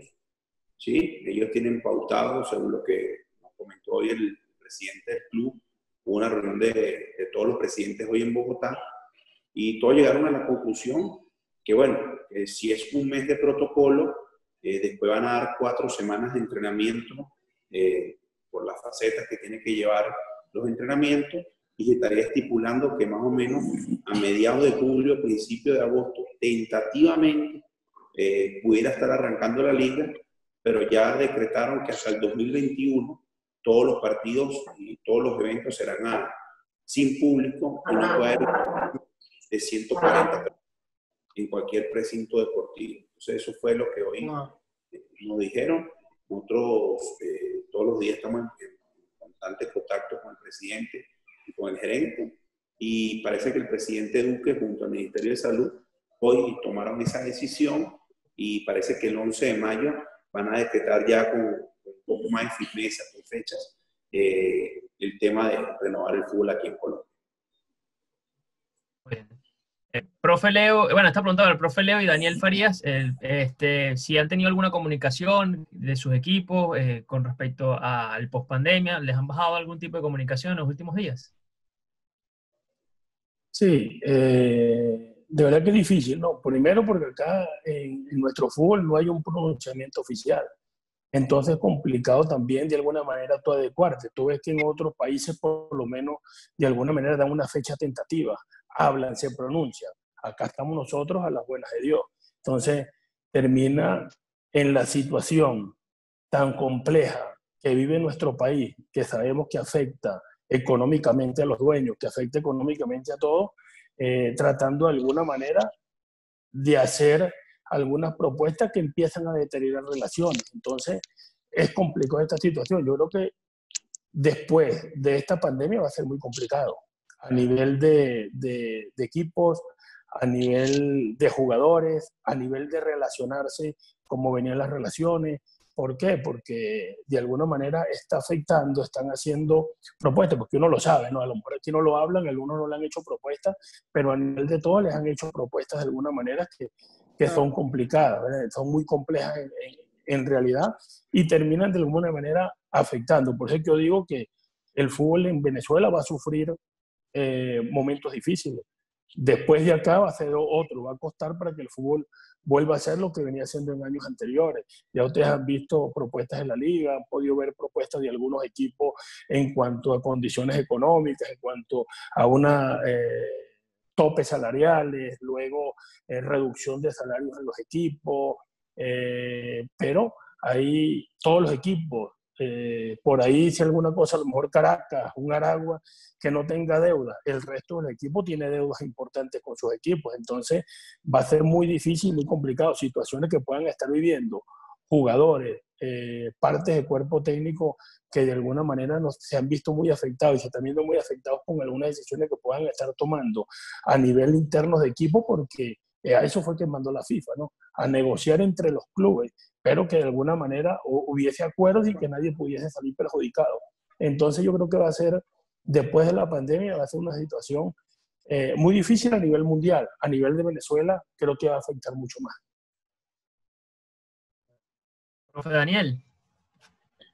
Bueno, indudablemente el desconocimiento y lo novedoso de la situación nos lleva a poder tener un panorama muy oscuro. O sea, realmente nadie sabe qué pueda suceder. Lo que sí creo es que estoy de acuerdo que sería una completa irresponsabilidad creer o entender que el torneo se puede iniciar sin que nosotros a nivel mundial realmente podamos tener un manejo de esta situación. Nosotros creo que somos los que más podríamos necesitar la vacuna en virtud de entender que hemos tenido la fortuna de encerrarnos a tiempo y haber tenido la posibilidad de no caer en los mismos números que está cayendo gran parte de la población mundial. Indudablemente esto ha traído una cantidad de inconvenientes grandes porque se ha alargado en el tiempo. En principio, hace 40 y tantos días, quizás nadie pensó que íbamos a llegar hasta este punto y hoy, pues, pareciera que va a ser mucho más aún. Entonces, claro, trae una cantidad de situaciones normales que, pues bueno, van a generar los conflictos que eso va a acarrea con humanidad. Los dueños tienen sus intereses, nosotros como empleados tenemos los nuestros, pero creo que, pues bueno, al final hay que intentar llegar a un consenso en donde, pues, lógicamente todos vamos a salir perjudicados, no va a haber forma de que no sea así, pero que podamos, pues, intentar sacarlo adelante. Lo que sí creo del post-pandemia es que va a haber un momento muy duro, indudablemente vamos a sufrir como lo va a sufrir la población mundial, pero nosotros los venezolanos y en específico el fútbol nacional, nosotros somos de historia de sufrimiento, nosotros sufrimos siempre y tenemos, pues, muchísimos momentos en los cuales la hemos pasado bastante mal, han sido situaciones bastante graves y a pesar de eso, pues bueno, hemos podido continuar. Creo que lo principal, como dijeron, es la salud. Hoy hay que cuidarse, pensar en cuidarnos, hacer llegar el mensaje de que hay que cuidarse y después de eso, pues bueno, en la medida que vaya pasando el tiempo, intentar, ojalá que esta situación nos pueda juntar y nos pueda llevar a que, pues bueno, pongamos todo de nuestra parte para que el fútbol nacional sobreviva correctamente y podamos seguir avanzando en el tiempo. José, antes de que tú vayas a aportar, quería dar esta opinión por lo que introdujo Leonardo, que me parece muy, muy puntual, porque no solamente es el problema del pospandemia pensando de la salud, pensando en cómo volveremos a reactivarnos, todas esas circunstancias normales, y es el problema de esa circunstancia de aprovechar la pandemia en el perder que estamos todos, pero perder de una manera ajustada en el concepto de los planteles y de los cuerpos técnicos, en donde están pasando esa propuesta por parte de la liga de que quieren prácticamente, después de que apareció la cuarentena, comenzar a pagar los sueldos en un 70% de lo que estaba acordado. O sea, menos, ¿no? Un 70% menos. O sea, pagar prácticamente con un 30% o máximo un 40%. Yo creo que es una propuesta totalmente desajustada, desproporcionada, porque ahí estamos perdiendo todos, pero deberían de entender que como es una causa de fuerza mayor, en donde nadie es responsable y todos somos perdedores, deberíamos perder mínimo 50-50. Yo creo que es ahí donde verdaderamente se pondrían los dirigentes en el plano de la sensatez y no solamente hacer perder el 70% a los planteles y a los cuerpos técnicos y el 30% a los dirigentes. Creo que eso es una acotación que quería llevar. Y la otra parte es que así como existe hoy una agremiación para defender a los jugadores y que ellos van a servir de un sostén, de un soporte para que los jugadores por lo menos tengan un debido acuerdo con los dirigentes en estas circunstancias tan especiales, creo que aparece el momento para que los entrenadores en Venezuela también tengamos una agremiación, una asociación para proteger, para defender a la gran cantidad de entrenadores que hoy están en Venezuela y que muchas veces actúan de una manera desamparada y ya uno que ha pasado por todas las etapas, que ya está en otro nivel de no tener esos problemas, pero por lo menos uno piensa en el futuro, para que todos los entrenadores en Venezuela también deberíamos aprovechar para agremiarnos y así conseguir una asociación, una organización que proteja los intereses de los entrenadores profesionales y amateur de Venezuela. Sí, muy chévere. Profe José. Despierta, José, despierta. No, estoy despierto. El problema es muy poco que agregar, porque yo creo que ha sido bastante completo lo que han dicho. Yo lo que creo que los escenarios son difíciles de determinar. Es muy, muy difícil. O sea imaginarse qué va a pasar después de la pandemia, o que progresivamente la gente se vaya incorporando hasta que no aparezca una vacuna, yo creo que es muy difícil. Es especular sobre cosas. Ahora, estoy de acuerdo, muy de acuerdo con lo que acaba de decir Richard.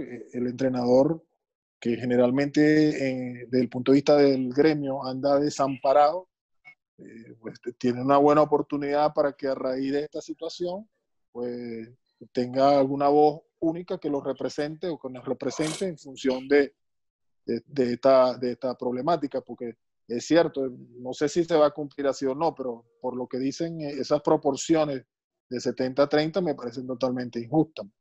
Todos vamos a perder, pero bueno, con cierta lógica y con cierta justicia. Entonces, habrá que esperar. También lo que dice Leo es muy cierto, no se habla, no se dice nada, los equipos por lo menos públicamente no se expresan, a lo mejor se expresan directamente con su cuerpo técnico y jugadores.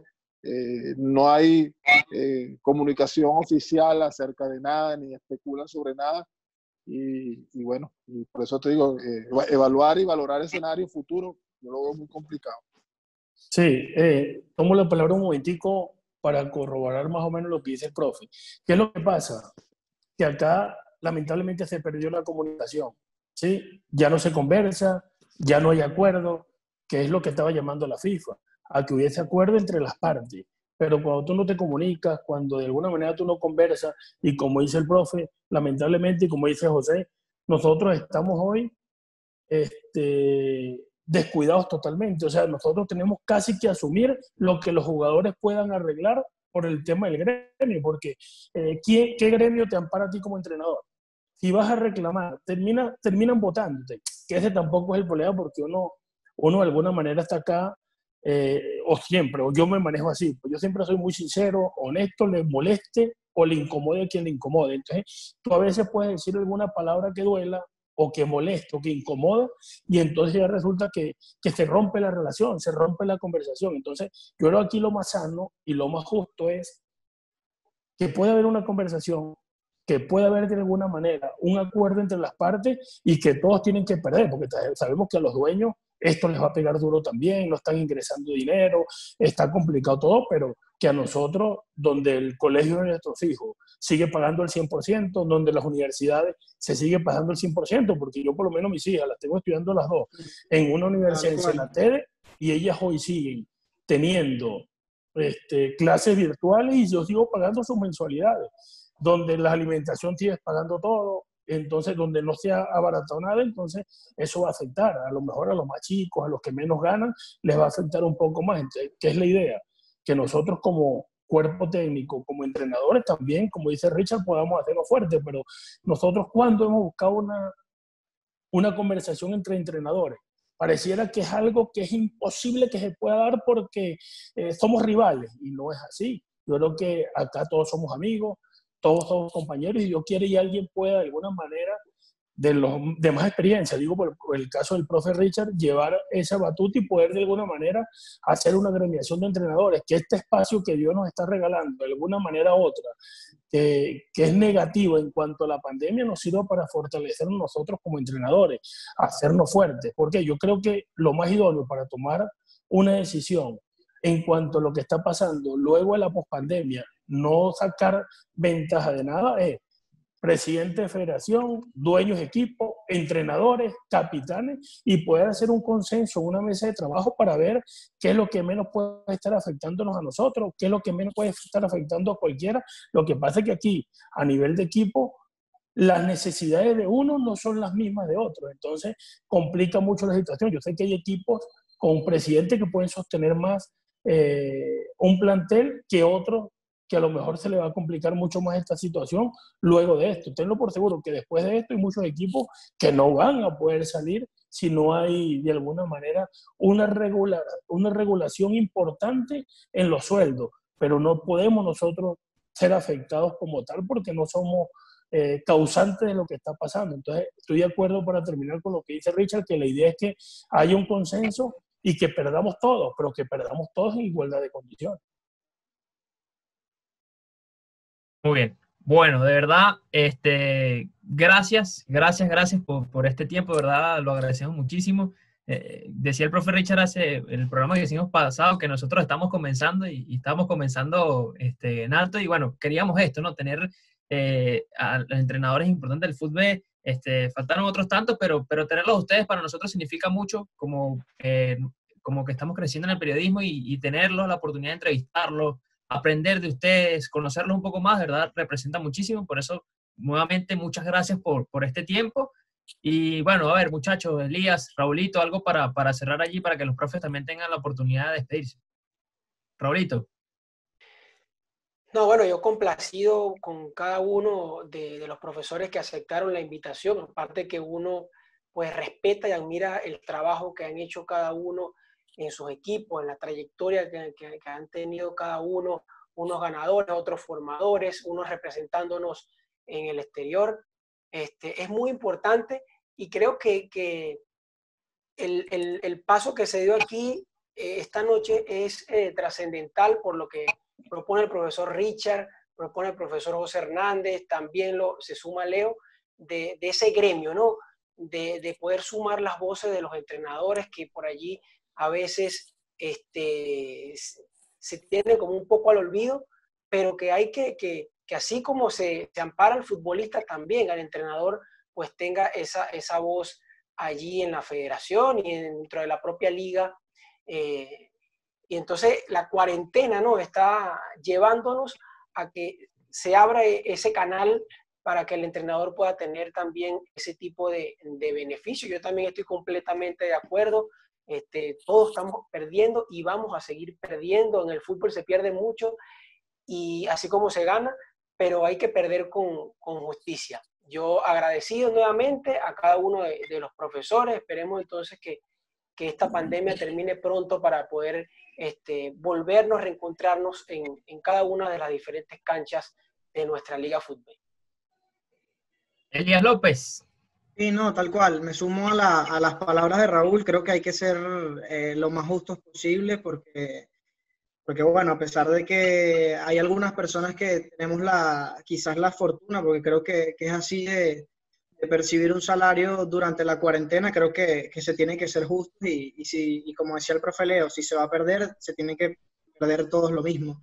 Y nada, de verdad que enriquecedora charla, Carlos, lo conversábamos, Carlos, Raúl, el equipo de producción en la semana, y de verdad que es genial juntarlos a todos. El profe Richard, ya le dimos una sorpresa con sus hijos en la Vinotinto, y bueno, esta sí no fue sorpresa, pero también nos pudo acompañar. El profe Francesco, agradecido, de verdad que un entrenador que bueno, lo ha ganado todo en Venezuela prácticamente.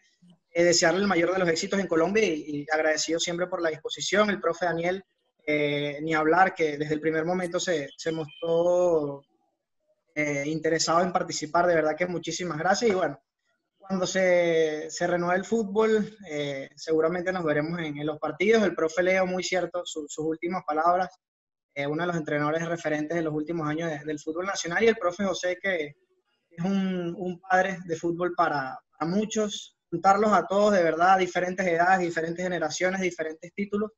Pero de verdad que para mí, en lo personal, y creo que para todo el equipo, fue un enorme placer haberlos juntado. Y sé que a la gente le va a gustar, y espero que a ustedes también les haya gustado.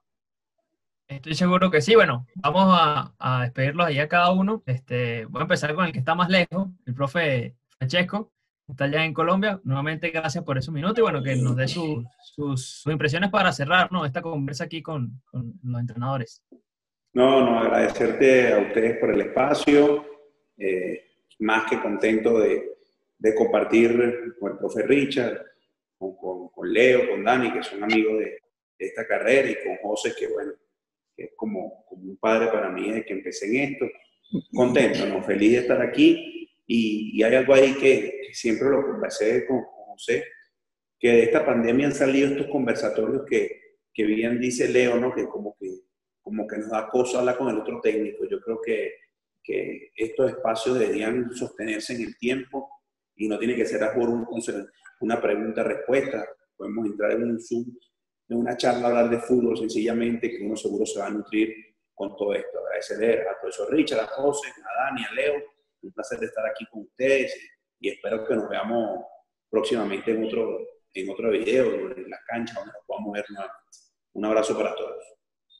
Creo que sí, profe. Muchísimas gracias y todo el éxito del mundo por allá en Colombia. Profe Leo González, también gracias a usted, porque bueno, yo sé que el internet por allá ahí estuvo medio titubeando, pero usted hizo todo el esfuerzo y eso se lo agradecemos enormemente. Así que bueno, lo valoro muchísimo. No, aquí nos metimos con los datos, no tuvimos internet nunca.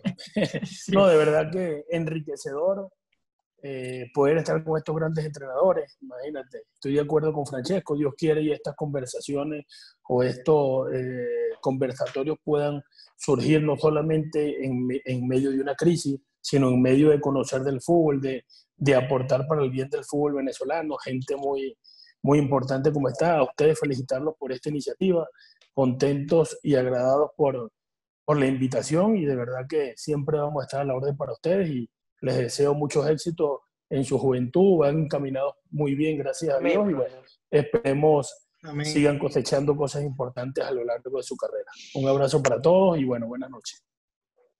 Buenas noches, gracias, profe. Profe Daniel Farías, gracias, bueno, también por estos minutos y bueno, que nos dé sus impresiones para cerrar. Gracias a ustedes, realmente un valor importante este tipo de conversaciones. Ojalá esto sea una iniciativa no solo para que podamos repetirla a través de este medio, sino para que el día que volvamos realmente podamos juntarnos mucho más. Siempre le digo a José que él lo consigo siempre en el estadio, que pues bueno, es una de las necesidades que tenemos.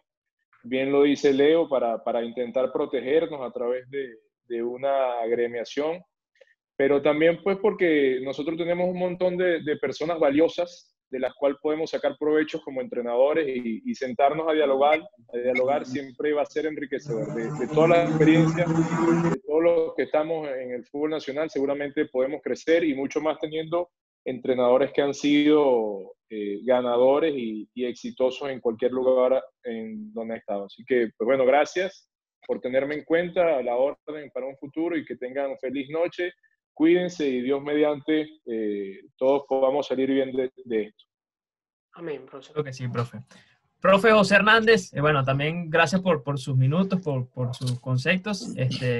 Como bien, para tomarla allí un poco, decía Elías que es un padre para los entrenadores, también es uno de los propulsores para el fútbol nacional y que nosotros como periodistas hemos escuchado mucho de usted, también de su padre, que aprovecho para darle el pésame, ya pasó, pero bueno, igual aprovecho para recordarlo, que son baluartes importantes de nuestro fútbol nacional y poder conversar con usted y recordar también a su padre es muy bonito para nosotros, así que bueno, gracias por estos minutos, ¿no?